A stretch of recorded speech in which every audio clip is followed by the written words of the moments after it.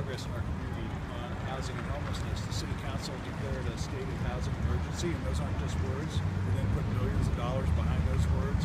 We've opened a new women's shelter in an old army barracks. We've had churches and synagogues step up. We've had individual citizens bake pies and bring them to homeless shelters. And that's what it takes. It takes individuals and families and businesses stepping up to help. And that's what the Menashe family has done. And that's why I'm here. Thank Jordan Menashe and his family for being great citizens, because they've taken a building that they've owned for a while now and said, well, we're not using this building for the next few months. We can make it available for this community need. And I just want to say thank you, Jordan, to you and your family. This is the right thing to do. It will make a difference. We're going to get more than 100 men off the street, make the city more livable, and do the right thing. And it just doesn't get any better than that. Thank you. Jordan, you're on. Why are you doing this crazy thing? Oh gosh, this was actually my dad's idea. He came to me with this idea probably about a month and a half ago, and it was my goal to execute as quickly as possible. Few people know that my dad had 5 brothers and sisters, and 2 of them were on and off the streets for many years, so it's kind of our family soft spot. And many people out there, whether it's homelessness or another issue in Portland or state or in our country, they're asking, why should we? And we really want to send a message, why shouldn't we? And try and help as many people as we can, especially when it's cold outside. Jordan, you had mentioned timing was big in this, and you wanted to get it done quickly because we're in winter, right? Tell us about how big the factor that was. Sure, I would have opened it the first day if I could have, with the help of Commissioner Saltzman and the mayor here, and Transition Projects and the Portland Business Alliance, and even those in our own office. We were able to get it open really, really quickly, and it should be open hopefully no later than the 15th of January.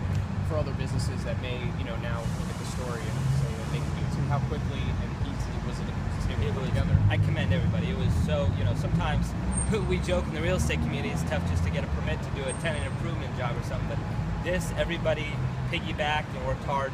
I mean, even when we were out of town to get it done, it was very, very, very easy, and I commend everybody involved. Yeah, I was there on the state of emergency day, and as was the entire city. We've got a shelter in the strip club. We've got the Sears Armory. We've got this one now. 1 a week dies on the streets of Portland. How do you feel about the ability to rally so quickly and get so many people off the cold, freezing, damp streets and into shelters? Well, we all know the point. It's miles to go before I sleep, and miles to go before I sleep, and that's how this feels.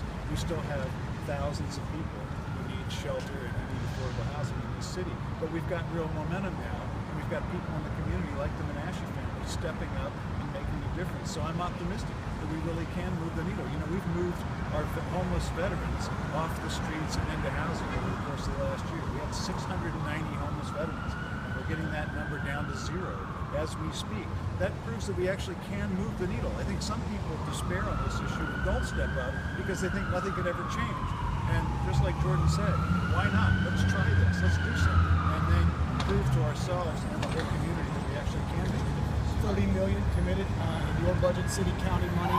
This has got to be a little easier because it's not going to cost millions and millions and millions. So does that free up more possibilities to get more people off the streets? Public dollars are part of the equation, and it's my job to make sure we put public dollars into housing and homelessness, but we can't do it with that alone. We've got to have cooperation from the business community, and that's why it's great that Portland Business Alliance helped us with this. We've got to have cooperation from individuals and families who say, as these folks have, well, we've got a building, or I've got a piece of land, or we've got an organization that might be able to organize dinner every other Sunday night. If people step up and do that kind of work as volunteers, then those public dollars go so much farther. There's so much leverage to what we spend from everyone if folks step up with what they have. It's like the old stone soup story. Well, I've got a potato, I've got a carrot. Let's all get together and make some soup. And I want to interject. It's a chain reaction. I mean, I love Facebook and Instagram just like everybody in the millennial generation.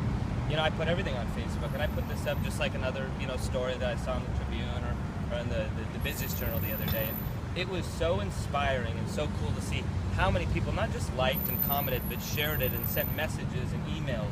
And it really shows that a little gesture like this is inspiring others to take a step forward. Bigger picture, seeing the public and private sector come together to have one of the world's biggest issues, what does that mean overall? Well, I think it says a little bit about Portland.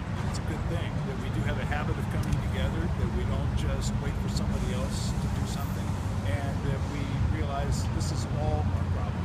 It's not the government's problem, it's not business's problem, it's all our problem. And in fact, our state legislative delegation is having a big discussion about housing and homelessness tomorrow, and I'm going to be there along with Chair Kafuri, because we need all levels of government working together. We had the U.S.